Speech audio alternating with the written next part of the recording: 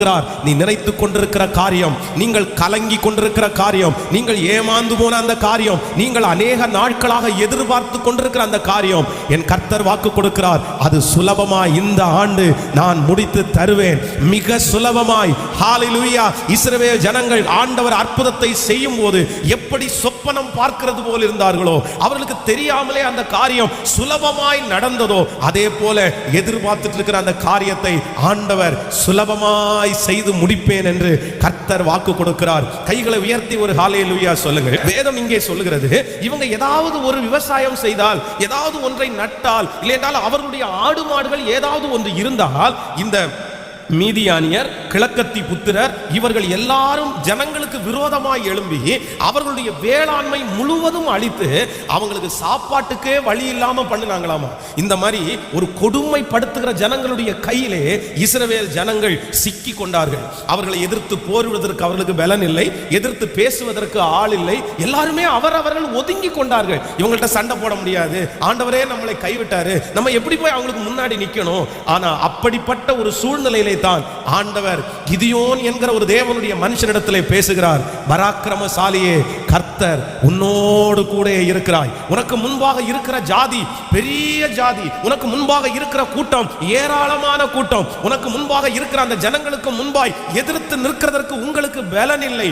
ஆனால் இஸ்ரவேலின் கர்த்தர் சொல்லுகிறார், ஒரே மனுஷனை முறியடிக்கிறது போல உனக்கு விரோதமாய் எழும்பி இருக்கிற மீதியானியரை நீ முறியடிப்பாய் என்று இஸ்ரவேலின் ஜெயபலமானவர் வாக்கு கொடுத்தார். வாக்கு கொடுத்தவர் அதோடு விடாமல் அந்த வாக்கு தத்தத்தை கர்த்தர் நிறைவேற்றினார்.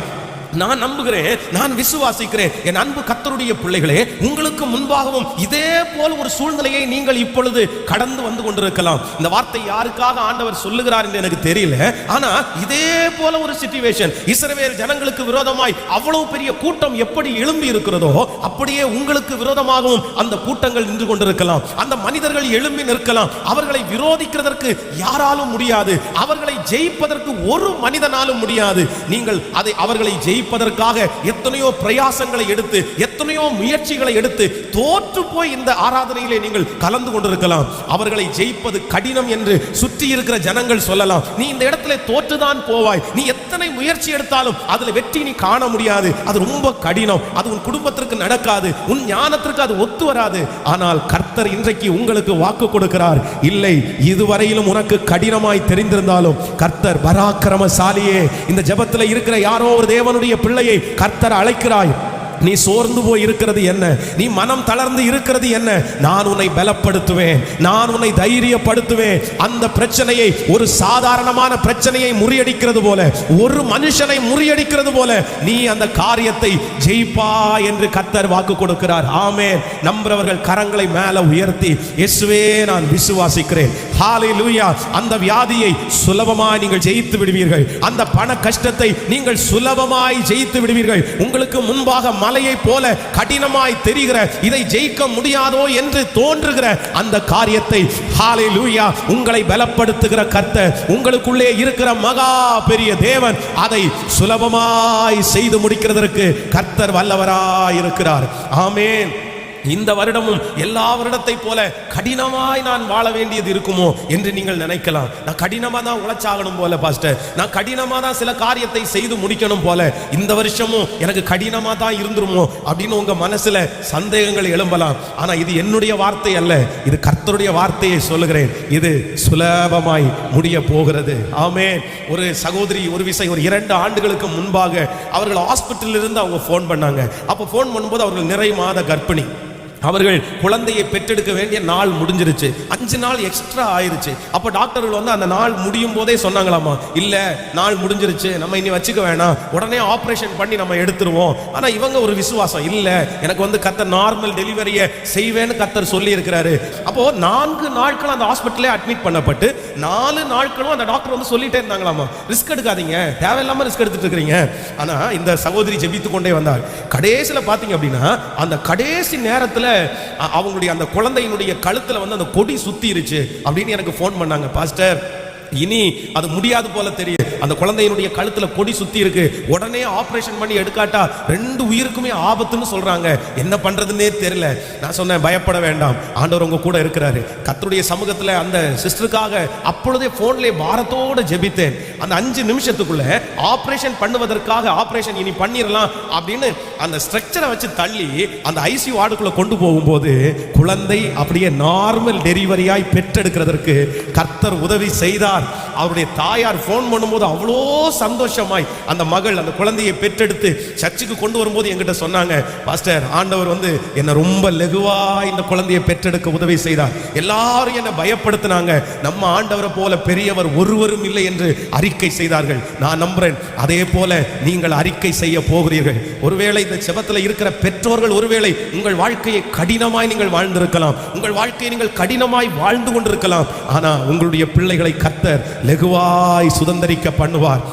வேதத்திலே தாவீதை குறித்து வேதம் சொல்கிறது, அவன் தன்னுடைய ராஜாங்கத்தை காப்பாற்றுவதற்கு கடினமாய் அவன் உழைத்தான், மிகவும் கஷ்டப்பட்டான். ராத்திரி பகலாக அவன் தூங்காமல் இருந்து அந்த நாட்டை அவன் காப்பாற்றினான். நிறைய ராஜாக்களோடு அவன் யுத்தம் செய்தான். அவனுடைய உயிர் இந்த நேரத்தில் எடுக்கப்படும் என்று பெரிய பயமுறுத்தல்கள் வந்தது. ஆனால் எல்லாவற்றையும் ஜெயித்து ஒரு பெரிய ராஜ்யத்தை கட்டி எழுப்பினான். வேதம் சொல்லுகிறது, அவனுடைய மகனாகிய சாலோமனை எந்த யுத்தமும் இல்லாமல் எந்த சண்டையும் இல்லாமல் கர்த்தர் லெகுவாய் அந்த ராஜ்ய பாரத்தை சாலோமோனுடைய கையிலே கர்த்தர் தந்தார். அந்த தேவனாகிய கர்த்தர் தான் இன்றைக்கு வாக்கு கொடுக்கிறார், உன் பிள்ளைகள் அதை லெகுவாய் சுதந்தரிப்பார்கள். நீ கஷ்டப்பட்டு அடைந்த அந்த வெற்றியை உன் பிள்ளைகள் லெகுவாய் ஆமேன் சொல்லுங்கள், சத்தமாய் ஆமேன் சொல்லுங்கள். கர்த்தர் அந்த ஆசீர்வாதத்தை நமக்கு லெகுவாய் சுதந்தரிக்க பண்ண போகிறார். அது மிக சுலபமாய் கிடைக்க போகிறது.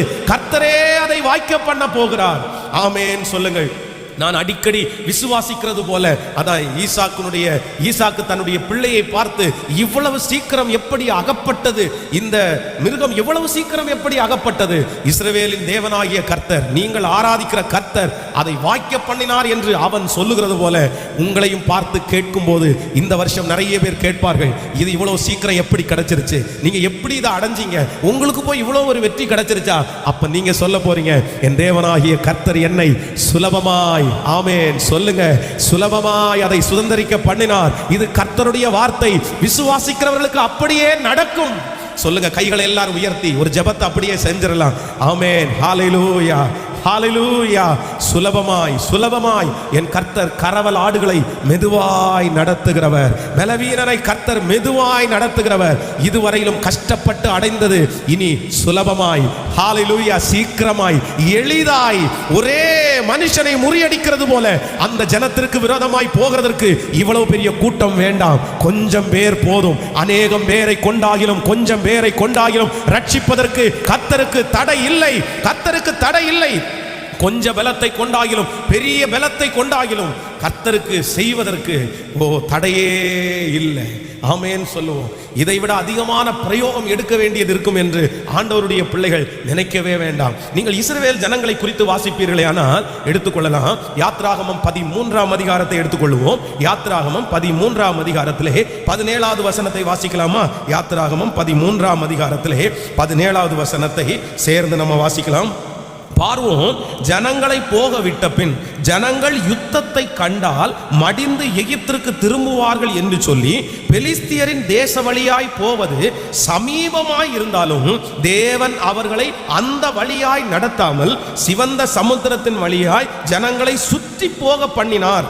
இஸ்ரவேல் புத்திரர் எகிப்திலிருந்து அணி அணியாய் புறப்பட்டு போனார்கள். நன்றாய் கவனிங்கள் ஆண்டவருடைய பிள்ளைகளே, நம்முடைய தேவனாகிய கர்த்தர் நமக்கு கொடுக்க போகிற ஆசீர்வாதங்களை கடினமாய் அல்ல, கர்த்தர் சுலபமாய் நமக்கு கொடுக்க போகிறார். ஒரு ஆமென் சொல்லுங்கள்.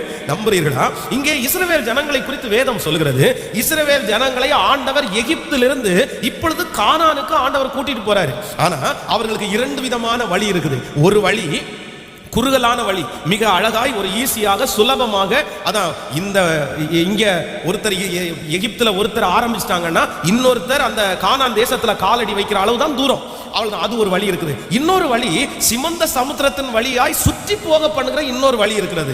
ஆனா ஆண்டவர் என்ன செய்யறார் அப்படின்னா, இந்த வழியாய் அவர்களை நடத்தாமல் சுற்றி கர்த்தர் கூட்டிட்டு போறாரு.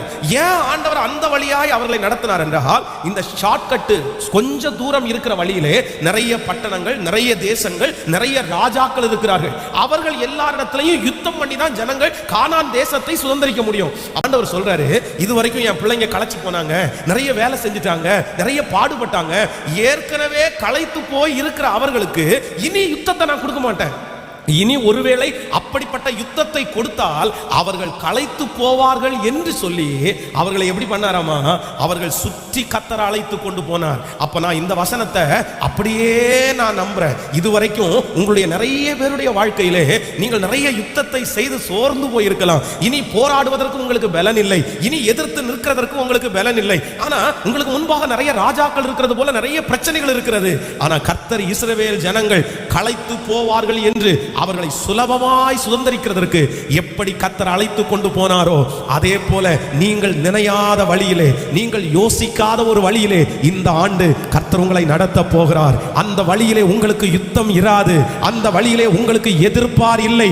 சத்தமாய் ஆமேன் சொல்லிக் கொண்டே இருங்கள். இது தீர்க்க தரிசனமான செய்தி, இது அப்படியே நடக்கும். அநேகர் இதை சாட்சியாய் சொல்ல போகிறீர்கள். ஹல்லேலூயா. என் தேவனாகிய கர்த்தர் உங்களோடு கூட இருப்பாரே. ஆனால் ஆம், ஆண்டவர் நடத்துகிற பாதை யுத்தமில்லாத பாதையிலே கர்த்தர் சுகமாய் நடத்துவார். ஆமே. நம்ம ஒரு பக்கத்துல எல்லாமே கடினம் கடினம் கடினம் அப்படின்னு நிறைய செய்திகளை கேட்டிருக்கிறோம். உண்மைதான். ஆண்டவருடைய பிள்ளைகளே, சில ஆண்டவருடைய பிள்ளைகளை சில ஆசீர்வாதத்தை கொடுப்பதற்கு ஆண்டவர் சில கடினமான பாதைகளிலே நடத்துகிறார்.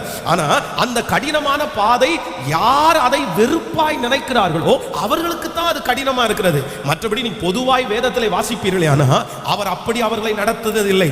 ஆண்டவர் பரிசுத்தவான்களுக்கு கொடுத்திருக்கிற ஆசீர்வாதத்தை, நிறைய ஆசீர்வாதங்களை எப்படிதான் கொடுத்திருக்கிறார்னா, அவர்களுக்கு தகுதி இல்லை, அவங்க போராடல, அவங்க சண்டை போடல, அது திடீரென்று கர்த்தரே அவர்களுக்கு அழகாய் அமைத்து கொடுத்தார். ஆமென் சொல்லுங்க. யோசேப்பை குறித்து நம்ம வாசிக்கும் போது சில நேரங்களிலே யோசிப்போம், 14 வருடங்கள் மிக பாடுபட்டு அந்த ஆசீர்வாதத்திற்கு போனான் என்று நம்ம நினைப்போம். உண்மைதான், சில பாடுகள் அவனுக்கு இருந்தது. ஆனால் வேதம் சொல்கிறது, எந்தெந்த இடத்துக்கெல்லாம் அவன் போனானோ அங்கெல்லாம் கர்த்தர் அவனுக்கு ஒரு பாதுகாப்பை வைத்திருந்தார். போத்திபாருடைய வீட்டுக்கு கடந்து போனான், போத்திபாருடைய கண்களிலே தயவு கிடைத்தது. சிறைச்சாலைக்கு கடந்து போனான், சிறைச்சாலை தலைவனுடைய கண்கள் அவனுக்கு கிடைத்தது. நீங்கள் பார்வோனுக்கு முன்பாக போய் நின்றால் பார்வோனுடைய கண்களிலே தயவு கிடைத்தது. அப்ப நான் நம்புறேன், ஒரு வெற்றியை சுதந்திரிக்கிறதற்கு ஆண்டவர் உங்களை வழி நடத்துகிற பாதை உங்களுக்கு கடினமாய் அல்ல, உங்களுக்கு உதவி செய்கிறதற்கு, உங்களை அங்கே கனப்படுத்துவதற்கு, உங்களை உற்சாகப்படுத்துவதற்கு யாரையோ ஒருவரை கர்த்தர் அங்கே நியமித்து உங்களை அதன் வழியாய்த்தான் கர்த்தர் நடத்தி கொண்டு போவார். என் தேவனாகிய கர்த்தர் உங்களுக்கு அது ஆயத்தம் பண்ணாம அந்த பாதையிலே கர்த்தர் உங்களை அழைத்து போவதே இல்லை. ஆமோதிக்கிறீர்களா? அப்போ என்னுடைய ஆண்டவர் வாக்கு கொடுக்கிறார், நான் உங்களை இந்த வருடம் சுலபமாய் சுதந்திரிக்க பண்ணுவேன். ஆமென் சொல்லுங்கள். இந்த வசனத்தை நான் தியானித்துக் கொண்டிருக்கும் போது இந்த தேவனுடைய மனுஷன் கர்த்தர் சொல்லப்படுகிற இந்த கிதியோன் அந்த ஆசீர்வாதத்தை கர்த்தர் சொல்லுகிறது போலவே சுலபமாய் அவர் முறியடித்து விட்டார். அவ்வளோ பெரிய கூட்டம், அத்தனை ஜனங்கள், இவர்களுக்காக பயந்து வாழ்ந்து கொண்டிருக்கிறார். ஒரு மனுஷனை கர்த்தர் எழுப்புறாரு. இவர் எப்படி அதை சுதந்திரிக்க முடிஞ்சிருச்சு அப்படின்னு நான் தியானிக்கும் போது இந்த கிதியோனுடைய ஒரு 3 கேரக்டரை குறித்து ஆண்டவர் என்னோடு கூட பேசினார். அப்ப அந்த கேரக்டர் இன்றைக்கு ஆண்டவருடைய பிள்ளைகளுக்கு மிக தேவை. அதை கர்த்தரிடத்தில் பெற்றுக்கொள்ள வேண்டும். நம்பர் 1, முதலாவதாக ஒரு வசனத்தை நம்ம வாசிக்க போகிறோம். எல்லாரும் எடுத்துக்கொள்ளலாம். நம்ம இந்த காரியங்களை சுலபமாய் அடைவதற்கு ஒரு வசனத்தை வாசிக்க போகிறோம். எடுத்துக்கொள்ளலாம். 6ஆம் அதிகாரம் 21வது வசனத்தை நம்ம வாசிக்க போகிறோம். இல்லையெனில் 15லிருந்து நம்ம வாசிக்கலாம். நியாயாதிபதிகளின் புஸ்தகம் 6ஆம் அதிகாரம் 15வது வசனத்திலிருந்து, அதற்கு அவன், என் ஆண்டவரே, நான் இஸ்ரவேலை எதினாலே ரட்சிப்பேன்? இதோ மனாசையில் என் குடும்பம் மிகவும் எளியது, என் தகப்பன் வீட்டில் நான் எல்லாரிலும் சிறியவன். அதற்கு கர்த்தர், நான் உன்னோடே கூட இருப்பேன், ஒரே மனுஷனை முறியடிக்கிறது போல நீ மீதியானியரை முறியடிப்பாய் என்றாய். நன்றாய் கவனிங்கள் ஆண்டவருடைய பிள்ளைகளே, இந்த கிதியோனுடைய ஃபர்ஸ்ட் கேரக்டர் என்னுடைய இருதயத்தை மிகவும் அசைத்தது. அப்படின்னா ஆண்டவர் சொல்றாரு, பராக்கிரமசாலியே, கர்த்தர் உன்னோடு கூட இருக்கிறார் அப்படின்ற ஒரு வார்த்தை வருகிறது. ஆண்டவர் பொய் சொல்லி ஆண்டவர் கூப்பிட மாட்டாரு. கண்டிப்பா ஆண்டவர் உண்மையா தான் கூப்பிடுவாரு. அப்போ கிதியோனுக்கு ஆண்டவர் வச்ச பேர், எந்த பேர் வச்சார் அப்படின்னா பராக்கிரமசாலி என்று பேர் வைத்தார். பராக்கிரமசாலியே, பராக்கிரமசாலியே. அந்த கூட்டத்தில் எத்தனையோ பேர் இருக்கிறார்கள், எத்தனையோ பெரிய பெரிய பெரிய ஆட்கள், பெரிய பெரிய பலம் உள்ளவர்கள் இருக்கிறார்கள். அவர்களை பார்த்த ஆண்டவர் பராக்கிரமசாலியேன்னு கூப்பிடல. ஆனா கிதியோனை பார்த்த ஆண்டவர் பராக்கிரமசாலியே அப்படின்னு கூப்பிடுறாரு. ஏன் அப்படின்னா, இந்த மீதியானியர்கள் எல்லாம் யார் அந்த நிலத்திலே விவசாயம் பண்ண வந்தாலோ அந்த விவசாயத்தை அவர்கள் பண்ண அந்த நிலங்களிலே அந்த கதிர்கள் விளைந்து வரும்போது அந்த விளை நிலங்களை சேதப்படுத்தி அந்த விளை நிலங்களை எடுக்க வந்தவர்களை துரத்தினார்களாம். அதனாலதான் நம்ம முன்னாடி தியானிச்சோம், அவங்க எல்லாருமே மலைகளிலும் குகைகளிலும் போய் அடைக்கலம் தேடினார்கள். இவர்களுக்கு பயந்து யாருமே அந்த நாட்களிலே விவசாயம் பண்ணல, யாருமே தங்களுடைய வயல் நிலத்திற்கு போகல. ஒருவேளை நம்ம வயல் நிலத்துக்கு போனோம்னா நம்ம விதைப்போம், அது நல்ல அறுவடையா வரும், அது நம்மளால அறுக்க முடியாது.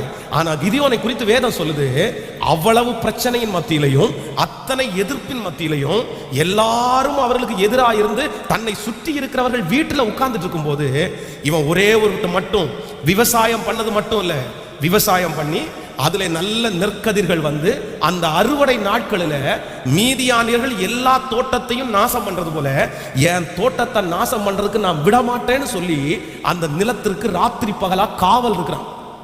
அதனாலதான் ஆண்டவர் அவனை பார்த்து கூப்பிடுறாரு, பராக்கிரமசாலியே. ஏப்பா, எல்லாருமே ஒளிஞ்சு வீட்டுல போய் உட்கார்ந்து இருக்கிறாங்க, ஆனா நீ மட்டும் இவ்வளவு பெரிய தைரியசாலியா? உனக்கு பயமே வராதா? உன்னுடைய விவசாயத்தினுடைய நிலத்தை இல்லைன்னா விவசாயம் பண்ண அந்த ஆசீர்வாதத்தை நீ எடுக்கணும்ன்றக்காக நீங்க வாசி பாருங்க, அவ்வளோ ஒரு ஆசீர்வாதமா இருக்கும். அவங்க யாருமே அதை வந்து எடுக்காதபடிக்கு அவன் ஒரு தனி பர்சன், ஒரு ஒரே ஆளு அதை அவருடைய கைக்கு தப்பு வைக்கிறதுக்கு என் நிலத்துல வந்து நீங்க வந்து எப்படி பார்க்க முடியும்? நான் நட்டதை நீ எப்படி எடுத்துட்டு போக முடியும்? சரி வா, நான் பாத்துக்கிறேன் அப்படின்னு உட்கார்ந்து இருக்கிறான். ஆனா ஆண்டவர் பராக்கிரமசாலியே அப்படின்னு கூப்பிட்டு, நான் உன் கூட இருக்கிறேன், நீ முறியடிச்சிருவேன்னு சொல்லும் போது இந்த கிதியோன் என்ன சொல்றான் தெரியுமா? கர்த்தராகிய ஆண்டவரே, நான் இஸ்ரவேலை எதனால் ரட்சிப்பேன்? மனாசையில் என் குடும்பம் மிகவும் சிறிய குடும்பம். அப்ப நான் நம்புறேன் அவனுக்குள்ள தைரியம் இருக்குது, அவனுக்குள்ள பலன் இருக்குது. எல்லாரும் வீட்டுல ஒளிஞ்சு போயிருக்கும் போது இவன் வந்து இங்க உட்கார்ந்து இருக்கிறான்.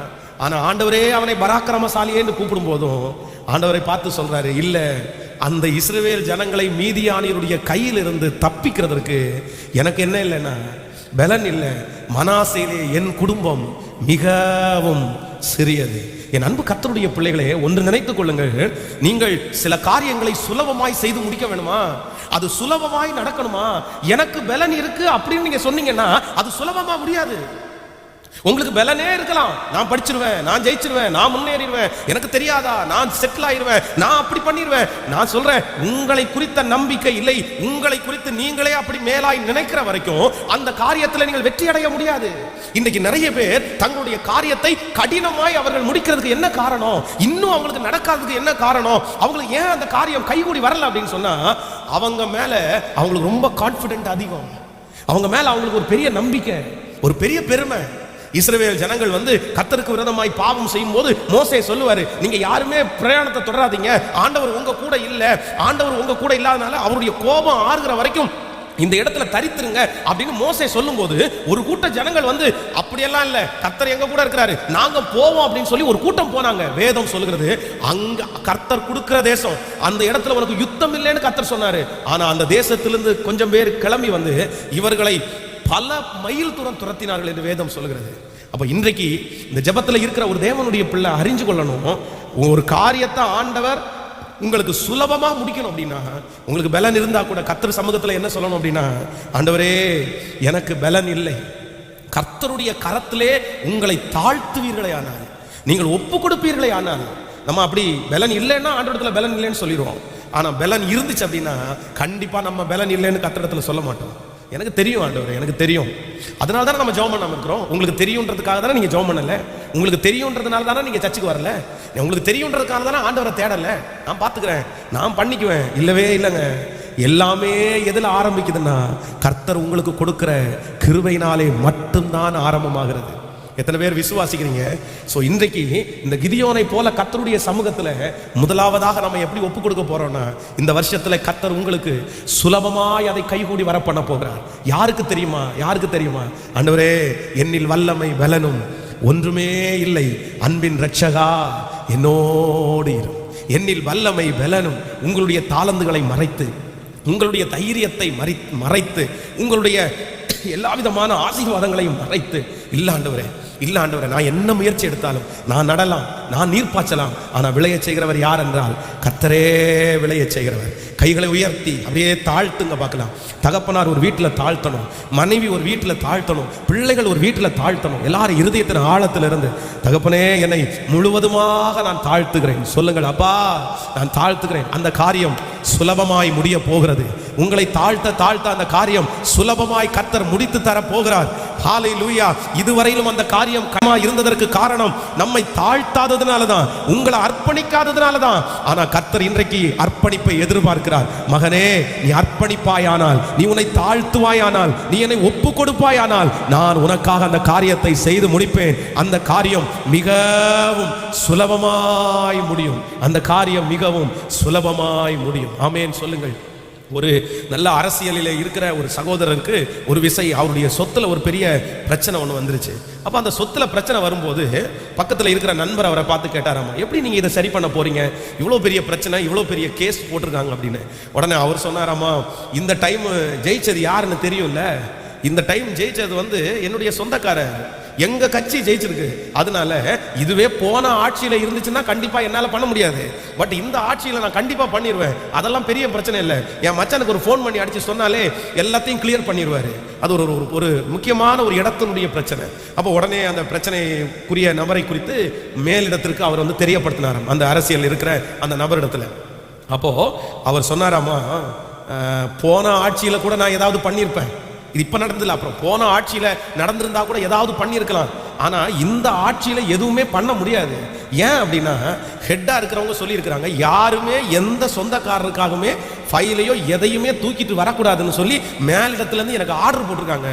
அதனால மச்சான் இந்த டைம் மட்டும் என்னால எதுவும் பண்ண முடியாது, நீங்க யாரையாவது ஒருத்தரை பாத்துங்கன்னு சொன்னாங்க. அந்த மனுஷன் அந்த பிரச்சனைக்காக என்னென்னமோ பண்ணி பார்த்தாராமோ. அடியாள் வச்சு மிரட்டி பார்த்தாரு, அரசியல்வாதிகளை வச்சு திட்டி பார்த்தாரு, போலீஸை வச்சு இது பண்ணி பார்த்தாரு, எதுலையுமே அந்த பிரச்சனை குறையவே இல்லை. ஒரு நாள் இவர் ரொம்ப போராடிட்டு இருக்கிறத பார்த்து அவங்க மனைவி ஒரு நாள் கூப்பிட்டு, ஏங்க நீங்க யாரையோ முயற்சி எடுத்து பார்த்தீங்க, உங்க பலத்தினால என்னென்னமோ செய்யணும்னு நினைச்சீங்க, நான் ஒன்னும் சொல்றேன், நீங்க வாங்க இந்த குடும்ப ஜபத்துல உட்கார்ந்து ஒரு விஷயம் ஆண்டவரை பார்த்து, ஆண்டவரே நான் என்ன பலத்தால ஒன்றும் முடியல, நான் என்னமோ பிரயாசம் எடுத்துட்டேன், முடியல, நான் தோற்று போயிட்டேன், நான் ஃபெயிலியர், நீங்க தான் ஜெயிக்கிறவங்கன்னு கர்த்தருக்கு முன்னாடி நீங்க சொல்லுங்க, நீங்க அறிக்கை செய்யுங்க, கர்த்தர் உங்களுக்கு அற்புதம் செய்வார். உடனே இந்த கணவனார் சரிம்மா கண்டிப்பா, இனி ஒரு வழியே இல்லைன்னு கர்த்தர் சமூகத்தில் அந்த இரவு குடும்ப ஜபத்துல அப்படியே சாஷ்டாங்கமா விழுந்த ஆண்டவரத்துல சொன்னாராமா, நான் தோற்று போயிட்டேன் ஆண்டவரே, நான் தோற்று போயிட்டேன் ஆண்டவரே. கர்த்தர் சொன்னாராமா, நீ என் சமூகத்தில் விழுந்துட்ட இல்லைன்னா நீ தோற்று போகல, நீ இன்னையில தான் ஜெயிக்க ஆரம்பிக்கிற. அடுத்த 3 வாரத்துக்குள்ள எந்த நபர் பிரச்சனைக்குரிய நபரோ அந்த நபரே எல்லா கேஸையும் நாங்க வாபஸ் வாங்கிக்கிறோம், எந்த பிரச்சனையும் இனி உங்களுக்கு வராதுன்னு அவர்களே அந்த பிரச்சனையிலிருந்து ரிலீவ் ஆகி போறதற்கு கர்த்தர் உதவி செய்தார். கர்த்தர் அந்த குடும்பத்தை கனப்படுத்தினார். அப்ப நான் நம்புறேன், தேவன் மட்டும் நம்மோடு கூட இருப்பாரையானால் அந்த காரியங்கள் நடக்கும். அப்போ சுலபமாய் சில காரியத்தை நீங்க அடையணும் அப்படின்னா நீங்க பிடிச்சி வச்சிருக்க கூடாது. ஏன் நான் பண்ணுவேன் அப்படி அல்ல. ஆண்டவரே நான் ஒன்றுமில்லை, என் பரலோக ராஜாவுக்கு முன்னாடி நீங்க பார்த்துக்குங்க ஆண்டவரே, நீங்க வழக்காடுங்க, நீங்க கிரியை செய்யுங்க, ஆண்டவரே காரியத்தை வாய்க்க பண்ணுவார். ஆமே. உங்களுக்கு 1000 பலன் இருந்தாலும் உங்க பலத்தை ஒரு நாள் ஆண்டவரிடத்துல நீங்க என்ன பண்ணக்கூடாதுன்னா சொல்லவே கூடாது. ஆண்டவரே உங்களை பார்த்து உனக்கு பலன் இருக்கப்பான்னு சொன்னாலும், ஆண்டவரே நீர் கட்டளை இடாவிட்டால் இந்த காரியம் வாய்க்காது ஆண்டவரே. நிறைய பேர் உங்களை உற்சாகப்படுத்துவாங்க, சார் உங்களால செய்ய முடியாதா, சிஸ்டர் உங்களால செய்ய முடியாதா, நீ சத்தம் போடு, நீ கத்து, நீ ஒரு ட்ரீட்மெண்ட் கொடு, அப்படி உலகம் உங்களை மோட்டிவேட் பண்ணிட்டே இருக்கும், உன்னால முடியும், நீ அந்த காரியத்தெல்லாம் இப்படி செஞ்சிருக்கல. ஆனா நீங்க ஒரு நாள் என்ன பண்ணிடக்கூடாதுன்னா உங்களுடைய சுய பலத்தை நம்பி நீங்க காரியங்களில் இறங்கவே கூடாது. 1000 பேர் உங்களை மெச்சு கொள்ளும் போதும் உங்க இருதயம் யாரை சொல்லணும்னா கர்த்தரையே சொல்லணும். நான் சொல்றது உங்களுக்கு புரியுதா? எகிப்தினுடைய ராஜாவே யோசேப்பை பார்த்து நீ ரொம்ப பெரிய ஆள்னு சொல்லும் போது யோசேப் என்ன சொல்றான் அப்படின்னா, நான் பெரிய ஆள் இல்லை, யார் பெரிய ஆள் தெரியுமா, என் கர்த்தர் தாங்க பெரிய ஆளு, என் கர்த்தர் தான் பெரிய ஆளு. எப்பா என்ன சொல்ற நீ, இந்த என்னுடைய ராஜாங்கத்தில் இருக்கிற இத்தனை மந்திரவாதிகளால இந்த காரியத்திற்கு சொப்பனத்துக்கு விளக்கம் கொடுக்க முடியல, ஒவ்வொருத்தரும் திணறிட்டு உட்கார்ந்து இருக்கிறான், ஆனா இந்த சொப்பனத்திற்கு இவ்வளவு அழகான விளக்கத்தை கொடுத்திருக்கிற நீதாப்பா பெரிய ஆளு. இல்ல இல்ல இல்ல இல்ல, நான் பெரிய ஆள் கிடையாது, நான் அல்ல, தேவனே நான் அல்ல தேவனே. அப்போ எல்லாரும் யாரை கையெடுக்கணும்னா, டெய்லி காலையில் எழும்பும் போது கர்த்தருக்கு முன்னாடி கையெடுத்து, என்னில் ஒன்றும் இல்லை, என்னில் வல்லமை பலனும் ஒன்றும் இல்லை. அதான் நான் இந்த ஊழியத்தை செய்கிறதற்கு மிக முக்கியமான காரணம் என்ன அப்படின்னா, 2003வது வருஷம் 2003 2003வது வருடம் பயங்கரமான ஒரு நெருக்கத்தினுடைய ஒரு ஆண்டு. ரொம்ப நெருக்கம். அந்த நெருக்கமான சூழ்நிலையிலே மேல் அதிகாரியா இருக்கிற, மேல் இடத்துல இருக்கிற சில ஊழிய காரணத்தில் நல்ல பழக்கம் எனக்கு இருந்துச்சு. ஆனால் நிறைய போராட்டம். அந்த போராட்டத்தின் மத்தியிலே யாருக்கும் தெரியாம இரவு 10 மணிக்கு மேல மொட்டை மாடியில போய் வெறும் அந்த மொட்டை மாடியில முழங்கால் படிட்டு இந்த ஒரே ஒரு வார்த்தையை 1:30 மணி வரைக்கும் கூட, 1:30 மணி நேரம் கூட நான் பாடியிருக்கிறேன். என்னோடிரும் என்னோடிரும் அன்பின் ரட்சகா என்னோடிரும், என்னில் வல்லமை பலனும் ஒன்றுமே இல்லை, அன்பின் இயேசுவே என்னோடீரும். இந்த வார்த்தையை முழங்கால் படிட்டு அழுது அழுது அழுது அழுது பல மணி நேரங்கள் சொல்லிட்டே இருப்பேன். என்னில் வல்லமை பலனும் ஒன்றுமே இல்லை. அந்த வார்த்தையை சொல்ல சொல்ல கர்த்தர் இன்னும் பலப்படுத்தி சத்துவத்தை கொடுத்து நடத்தினார். ஆமென். இந்த வருடம் நம்முடைய பலத்திலே ஓடுகிற வருடம் அல்ல, கர்த்தருடைய பலத்திலே ஓடுகிற வருடம். நம்முடைய தாளந்துகளிலே ஓடுகிற வருடம் அல்ல, கர்த்தருடைய ஞானத்திலே ஓடுகிற வருடம். நான் நம்புகிறேன், எனக்கு தலைவர் அவர்தான், எனக்கு அதிகாரி அவர்தான், என்னை உயர்த்துகிறவர் அவர்தான். என் கையில் எதுவும் இல்லை, எல்லாம் அவர் கையிலே. மனாசையில் என் குடும்பம் மிகவும் சிறியது. சொல்லுங்க, என் குடும்பம் சிறியது, நான் சிறியவன். சொல்லுங்க, நானோ சிறுமையும் எளிமையுமானவன், கர்த்தரோ என் மேல். யாரெல்லாம் அந்த வார்த்தையை சொன்னாங்களோ எல்லாரையும் கர்த்தர் ஆசீர்வதிச்சாரு. உங்களையும் கர்த்தர் ஆசீர்வதிப்பாரு. அது சுலபமா முடியும். கையை உயர்த்தி உங்க பிரயாசத்துல ஓடாதீங்க.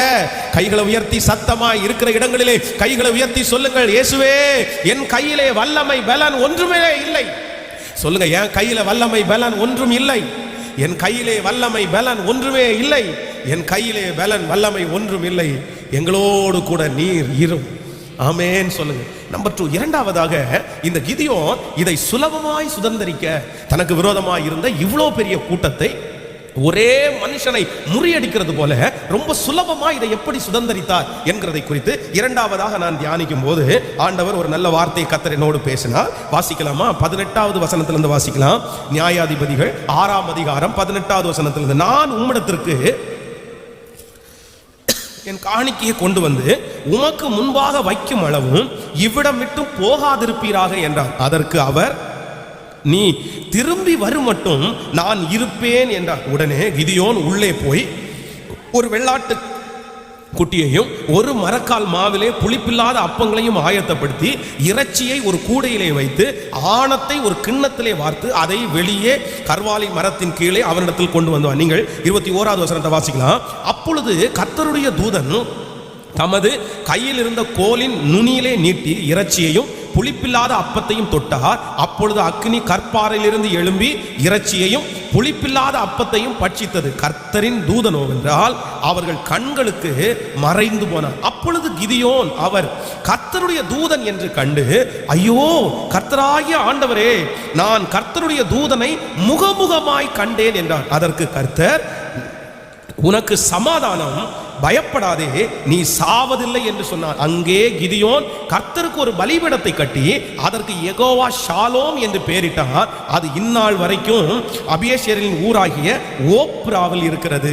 அன்று ராத்திரி கர்த்தர் அவனை நோக்கி, நீ உன் தகப்பனுக்கு இருக்கிற காளைகளில் 7 வயதான 2ஆம் காளையை கொண்டு போய் உன் தகப்பன் இருக்கிற பாகாலின் பலிபீடத்தை தகர்த்து அதன் அருகே இருக்கிற தோப்பை வெட்டி போடு. நன்றாய் கவனிங்கள் ஆண்டவருடைய பிள்ளைகளே, நீங்கள் தொடர்ந்து வீட்டில் போய் நீங்க வாசிப்பீர்களே. ஆனால் 12வது வசனம் முதலே ஆண்டவருக்கும் இந்த கிதியோனுக்கும் ஒரு மிகப்பெரிய டிஸ்கஷன் நடந்துட்டே இருக்குது. ஃபர்ஸ்ட் எதுல ஸ்டார்ட் ஆகுது அப்படின்னா 11வது வசனம். அதற்கு பின்பு கர்த்தருடைய தூதன்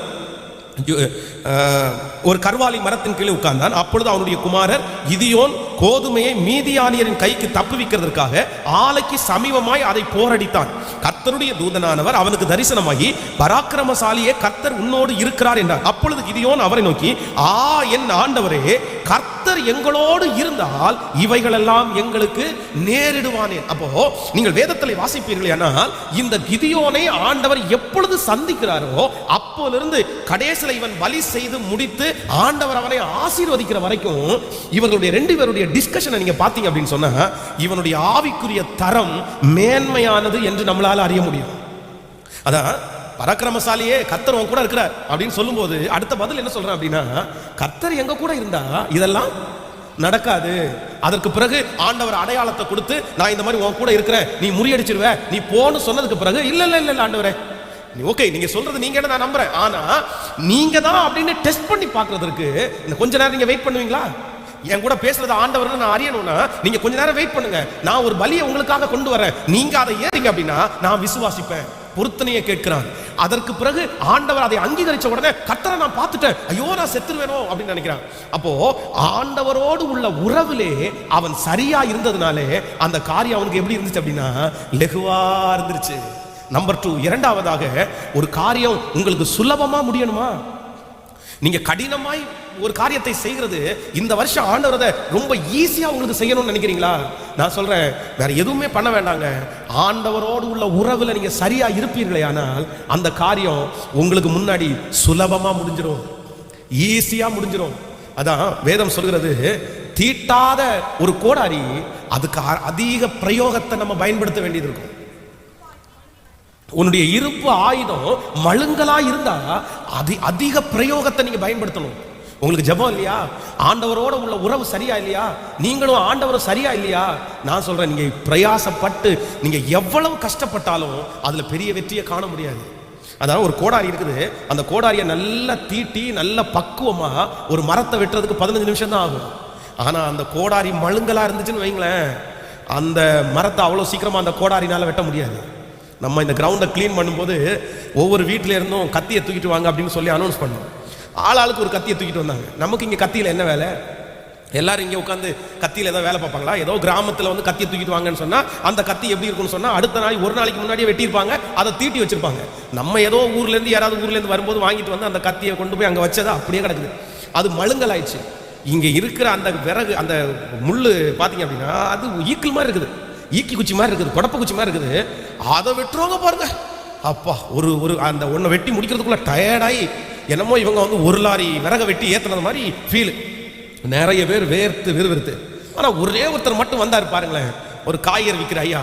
அவர் வரும்போதே பார்த்தீங்கன்னா ஆயுதத்தை ஒரு மாதிரி வித்தியாசமாக தான் வச்சுட்டு வந்தார், பின்னாடி சொருகிட்டு வந்தார். வந்து எடுத்து பார்த்தா அப்படி பல இருக்குது. ஒரே ஏரியாவிலேருந்து வெட்டினாரு பாருங்க, 15 நிமிஷத்தில் அந்த ஏரியாவே காலி ஆகி போச்சு. என்ன அப்படின்னா அவர் பலமும் இவர் பலம் ஒண்ணுதான். ஆனா அவருடைய கையில இருந்த ஆயுதம் ரொம்ப நல்ல ஆயுதம், தீட்டி வச்சிருந்து. ஆனா மழுங்கலான ஆயுதத்தை எவ்வளவு கஷ்டப்பட்டு வெட்டினதுக்கு அப்புறம் திரும்பி பார்த்தா ஒண்ணும் இல்லை. பிரதர், நீங்க எவ்வளவு கஷ்டப்படலாம், சிஸ்டர் நீங்க எவ்வளவு கஷ்டப்படலாம், உங்க பலத்தையே அதுக்காக நீங்க சிந்தலாம். ஆனா ஆண்டவரோடு உள்ள உறவு உங்களுக்கு சரியா இல்லை அப்படின்னா அதெல்லாம் எங்க தான் போடுறது மாதிரி இருக்கும்னா பொத்தலான பையில. அதை பெருசா நீங்க சுதந்திரிச்சது மாதிரி தெரியும், ஆனா ஒண்ணுமே இருக்காது, ஒண்ணுமே இருக்காது. இந்த கிதியோன் சுலபமாய் வெற்றி அடைகிறதுக்கு வேற எதுவும் காரணம் இல்லை, ஆண்டவரோடு உள்ள உறவு. இந்த வருஷம் தீர்மானிங்க, அவரே அல்லாமல் நம்மளால் ஒன்றும் செய்ய சொல்லுங்க, சத்தமா சொல்லுங்க. முடியுமா? ஏதாவது செய்ய முடியுமா? எதுவும் செய்ய முடியாது, எதுவும் செய்ய முடியாது. ஆண்டவரே நீங்க ஜெபத்துக்கு முக்கியத்துவம் கொடுங்க, நீங்க பரிசுத்தத்துக்கு முக்கியத்துவம் கொடுங்க, நீங்க ஆண்டவரோடு உள்ள உறவுக்கு முக்கியத்துவம் கொடுங்க. நான் நம்புறேன், காற்று இருக்காது, மழை இருக்காது, ஆனா உங்க பள்ளத்தாக்கு தண்ணீரால நிரப்பப்படுறத நீங்க பாப்பீங்க, அற்புதம் நடக்கிறத பாப்பீங்க, உங்க பாத்திரம் நிரம்பி வழிகிறத பாப்பீங்க, கர்த்தர் அந்த காரியத்தை கைகூடி வருகிறத பாக்குறீங்க. அதற்கு மாறாக நீங்க எத்தனை இடத்துல அலைஞ்சாலும் உங்க அலைச்சல் தான் வீணு, உங்க பிரயாசம் தான் வீணு. நீங்க ரொம்ப அலைய வேண்டாம், நீங்க ரொம்ப திரிய வேண்டாம். நான் சொல்றேன், நீங்க கர்த்தர் சமூகத்திலே உட்கார்ந்தாலே போதும். ஆமென் சொல்லுங்க. நம்ம அதை உதிக்கிறவருடைய வெளிச்சத்திடத்திற்கு ராஜாக்கள் ஜனங்கள் தேடி வருவார்கள். நீங்க கர்த்தரோட இருங்க ஆண்டவருடைய பிள்ளையே.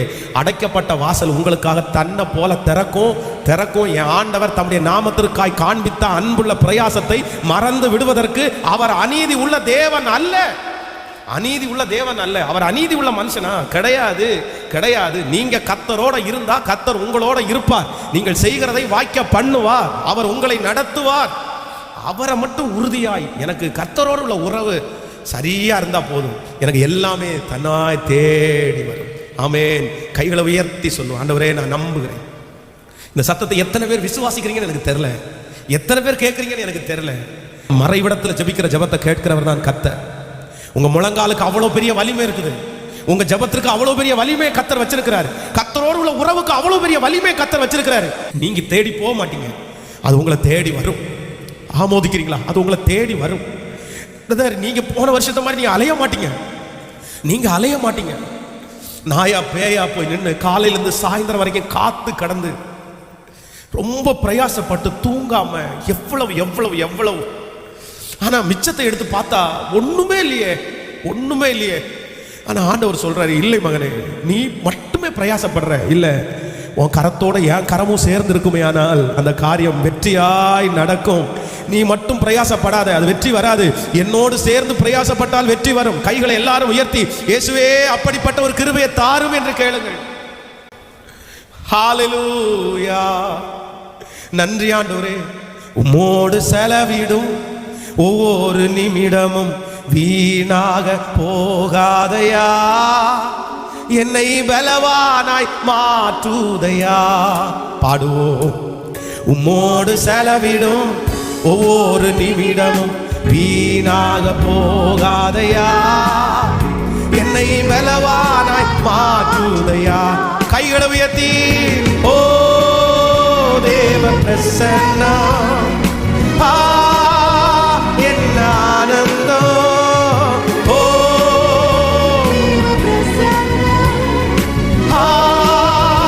என்ன ஆனந்தம். ஆகாயம் கொண்டு செல்லுமே, ஆகாயம் கொண்டு செல்லுமே. வானத்திலே தூதரெல்லாம் பரிசுத்தரே என்று பணிகின்றார்களே. வானத்திலே தூதரெல்லாம் பரிசுத்தரே என்று பணிகின்றார்களே.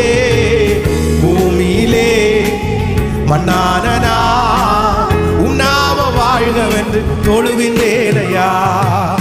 பூமியிலே மன்னானனா உன்னாம வாழ்கவென்று தொழுகின். கைகளை மேல உயர்த்தி ஓ சத்தமானவர் ஆராதிச்சு, இயேசுவே இப்பொழுது உம்மோடு உள்ள உறவு, உமக்கும் எங்களுக்கும் இருக்கிற ஐக்கியம் கர்த்தரே கொண்டு வருவார். ஆண்டவரே காரியத்தை வாங்கி, என் பலன் ஒன்றும் இல்லை, என் ஞானம் ஒன்றும் இல்லை. ஓ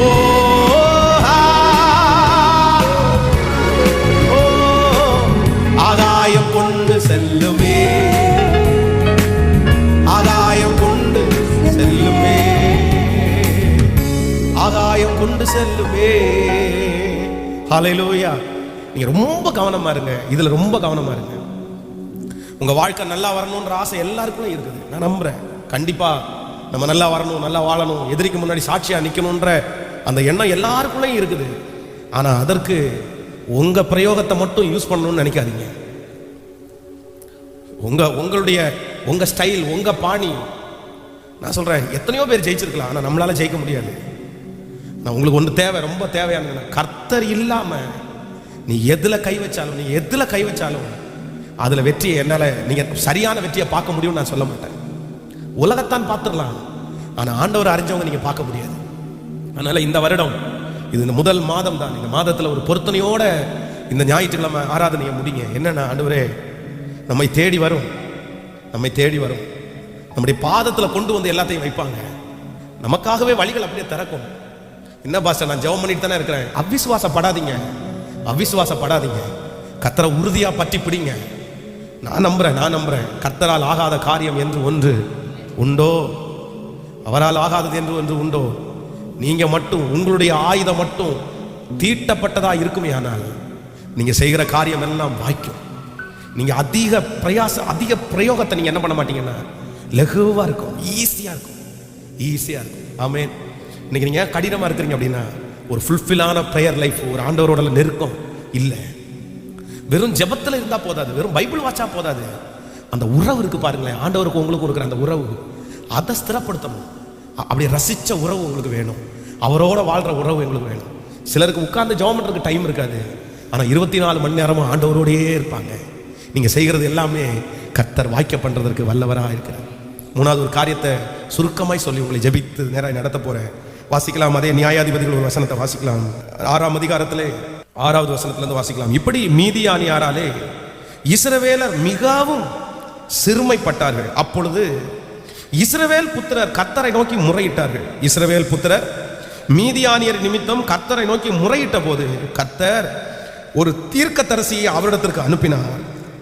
அவர் அவர்களை நோக்கி, இஸ்ரவேலின் தேவனாகிய கர்த்தர் உரைக்கிறது என்னவென்றால், நான் உங்களை எகிப்திலிருந்து வரவும் உங்கள் அடிமைத்தன வீட்டிலிருந்து புறப்படவும் செய்து எகிப்தியர் கையில் என்றும் உங்களை ஒடுக்கின யாவருடைய கையிலிருந்தும் உங்களை ரட்சித்து உங்களுக்கு முன்பாக துரத்தி அவர்கள் தேசத்தை உங்களுக்கு கொடுத்து, நான் உங்கள் தேவனாகிய கர்த்தர் என்றும் நீங்கள் குடியிருக்கும் அவர்கள் தேசத்துள்ள எமோரியருடைய தேவர்களுக்கு பயப்படாது என்றும் உங்களுக்கு சொன்னேன்.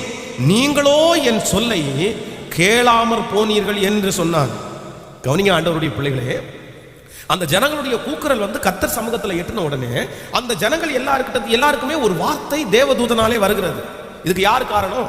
நீங்க தானே காரணம், நீங்க தானே காரணம் அப்படின்னு அந்த செய்தி பொதுவாக எல்லாருக்குமே அறிவிக்கப்படுகிறது.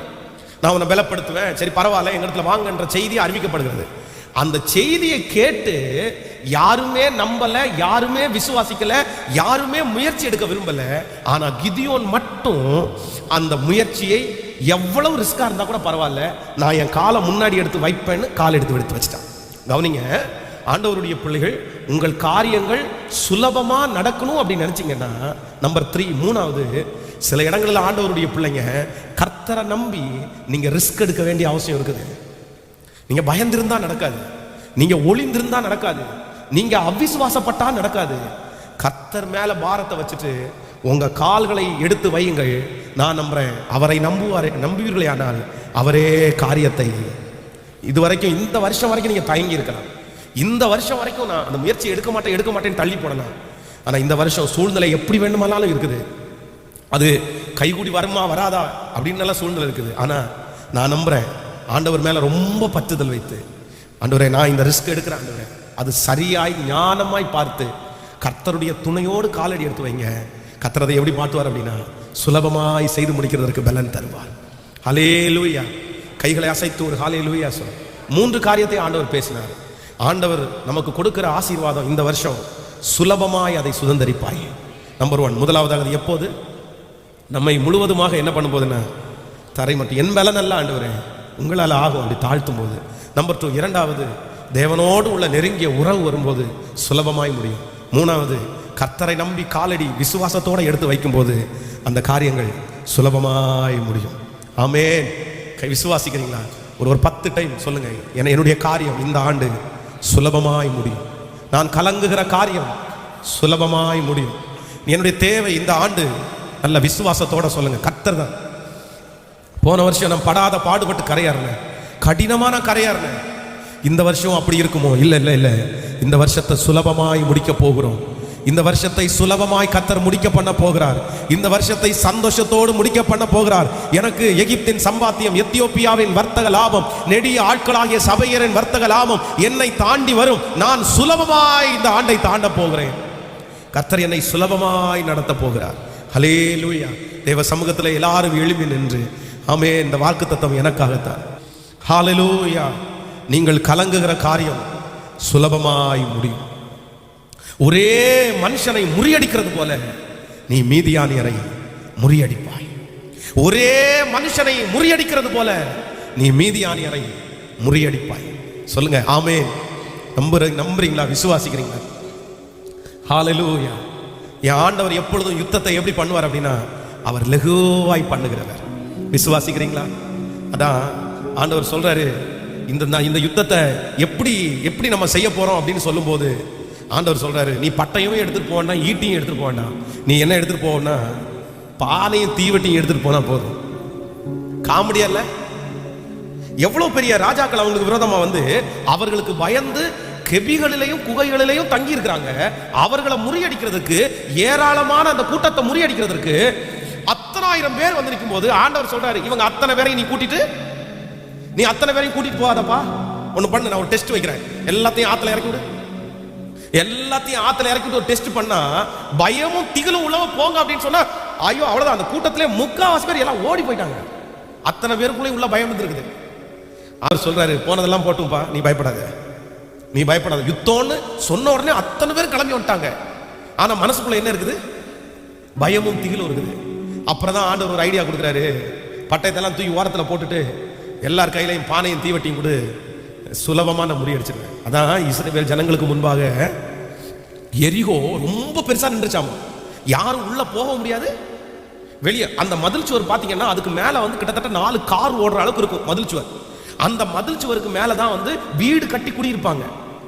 அந்த ராகாப் என்கிற வேசி கூட மதில் சுவருக்கு மேல வீடு கட்டி குடியிருப்பாங்களாமா. அவ்வளவு பெரிய மதில் சுவர்.